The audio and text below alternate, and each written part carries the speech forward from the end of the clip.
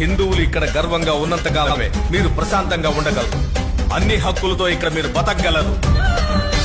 Muslims గర్వంగా బతికే దేశంలో బాంబులు వేసి వాళ్ళని వాళ్లే చంపుకుంటున్నారు. అక్కడ ఆర్ఎస్ఎస్ ఎక్కడుందిరా? అక్కడ బీజేపీ ఏమైనా ఉందా? మోడీ పరిపాలిస్తున్నాడా? అక్కడ ఎందుకురా గొడవలు జరుగుతున్నాయి?